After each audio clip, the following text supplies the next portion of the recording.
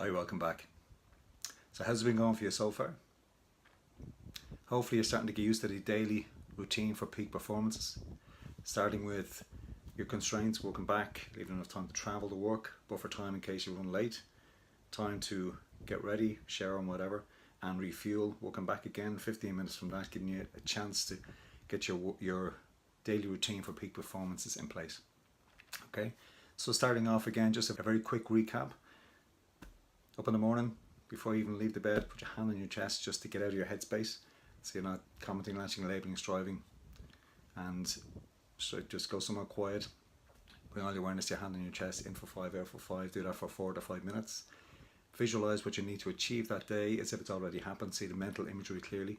Fearlessly expect to achieve it, and then detach from the outcome. Okay, and also be aware of any intuitive niggles. That gets you reset, gets you refocused. And then before you leave the house, remember again, if you can do any random acts of kindness, maybe words of inspiration or whatever else, and quick exercise routine, but be careful as well. Don't do anything over strenuous. If you need to talk to your GP before you start, please do that. Endorphins, wear that natural smile before you go out the door, and dopamine, hopefully you got a hit of dopamine before you even go out the door after doing your daily routine for peak performances. And as soon as you get into work, the easiest, quickest task on your to-do list, get that ticked off, get that hit of dopamine, open the floodgates, and let the dopamine start flooding through your system. Okay, and that starts the ball rolling. And then you're starting in your day then with 90-minute chunks, which we'll get into in a lot more detail later on with the daily improvement log. And it's a case of, when you get into work again, any opportunities for any random acts of kindness to keep your oxytocin levels up and your stress levels down. Move naturally throughout the course of your 90 minutes, and just get up and walk around every few minutes at least. Endorphins, wear that natural smile, become a positive influencer, keep the endorphins going, and especially during challenging periods in that 90 minutes, the endorphins and the pain relief element of it will help you grin and bear it and push through.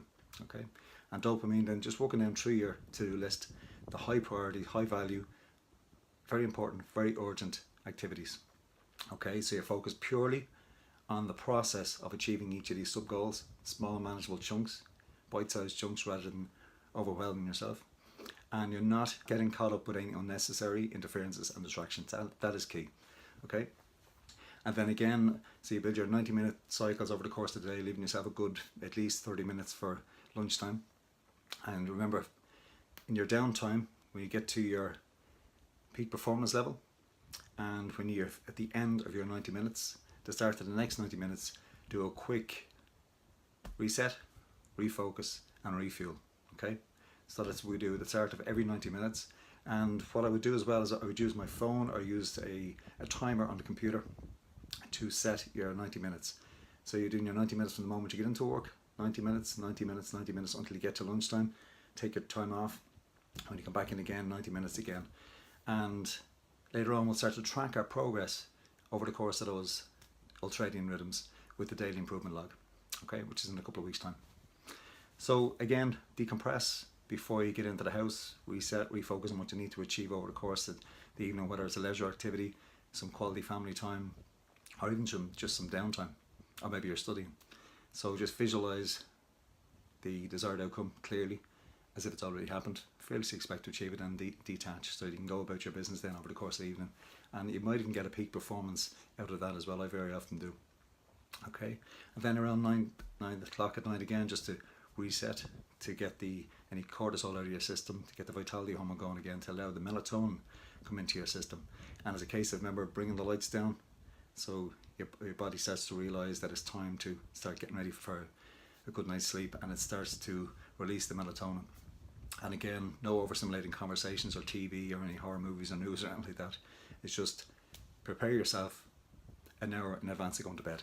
Okay, it's just a recap again of the daily routine for peak performance. Okay, and the more we do this, the more it becomes part of our day.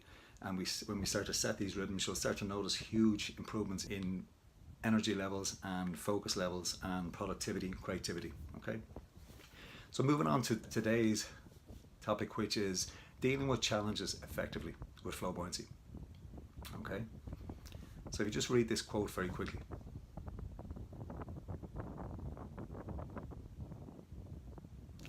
So challenges, it's all about how we perceive them. And it's about taking control of them, okay? So, as I say, anyone can steer a ship in calm waters. It's been able to steer a ship when you have all these unknowns coming at you, the unplanned events, okay? And this is what sets apart world-class CEOs. They have the ability to remain calm while under pressure, to make the right decisions at the right time. You remember that from week 1. So again, if things are going plain sailing, you come across a challenge, an unknown, the important thing is straight away to be aware that this is a turning point. Okay, this is like a fork in the road. You can either take the left hand fork down the incoherence route, or you can take the right hand fork down the coherence route. Okay, so the first game changer is being aware that you're at a turning point. If you let yourself go down the incoherence route, you can start to overthink, you'll start to overreact, you'll get overwhelmed, you'll get stressed, you'll activate the amygdala, the stress center, you'll flood your system with adrenaline, quickly followed by cortisol, staying in your system for 13 hours, creating chaos for 90 minutes, you know all that.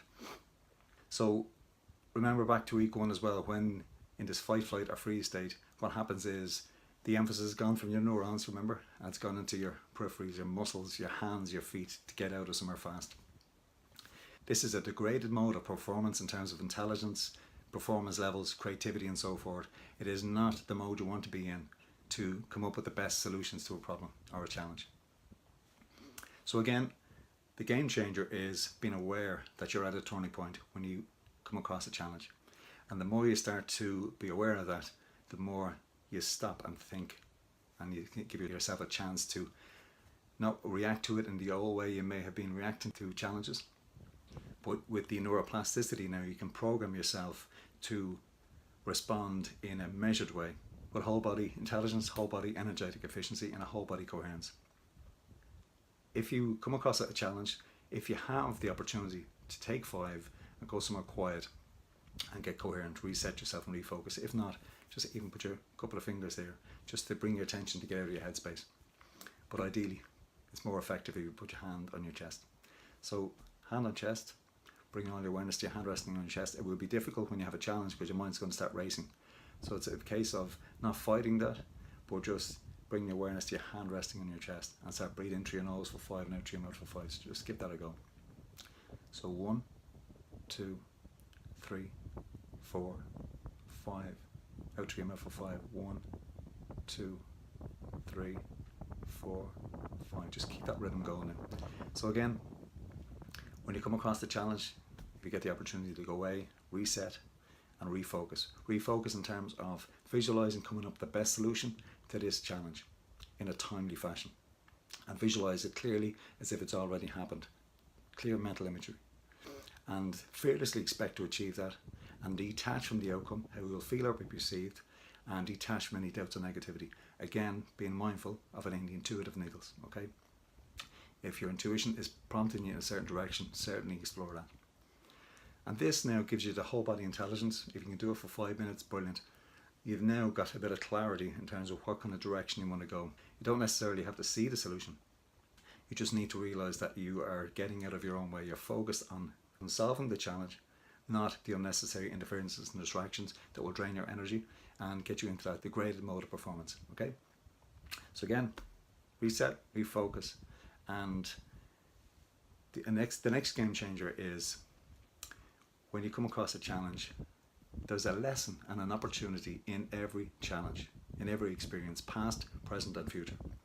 Okay? Always has been, always will be, and always is. Okay? So it's important that this gets you anchored into the moment. So you're not getting caught up in the past, how you reacted, overreacted in the past and how things panned out in the past. You're not getting anxious over the future, what the implications are likely to be. You're just fully focused on the process of coming up with the best solution for this challenge. Okay? And this allows you to be more flexible, more adaptable, because you'll be very rigid if you go down the incoherence route. Okay? And another game changer is see this challenge as an opportunity to grow yourself, to step forward into growth, to be able to handle challenges in a more coherent manner, okay, like the world-class CEOs. Another game changer is Rather than saying to yourself, why I can't solve this challenge, change your mindset and say, how I can solve this challenge, okay? How I can come up with the best solution. That simple game changer will stop you just focusing purely on the problem or the challenge, and you will be able to shift your focus onto the periphery in terms of getting around it. So if you look at this picture for a second, and you see if you're in the incoherence mode, you're going to be so focused on the obstacle in your path, okay? If you're in the coherence mode, what's going to happen is you'll have the whole body intelligence going. You're going to be focused on the solution, not the problem, not the challenge, okay? And that's a serious game changer. So that will allow you to see the way around it, okay? Now that's a very simplistic view, in fairness. So again, how I can come up with the best solution for this challenge is a huge game changer, okay? And the plasticity, remember, the more you tackle challenges in this mindset, the more this is the way you're going to do business going forward. This is the way you will handle challenges. And people will quickly notice how calm and collect and how measured you are when you're faced with a challenge. And people will quickly start to follow you. You'll become a leader by default, because people do not want to follow somebody who overreacts and overthinks things and goes down the wrong path and starts roaring and shouting at everyone all around them, okay? Nobody wants chaos. People want coherence, especially in a team event.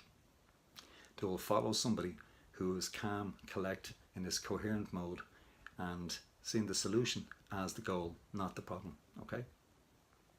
So give this a go. Any opportunity you have with challenges over the next while, over the next few days, first thing, hand on chest.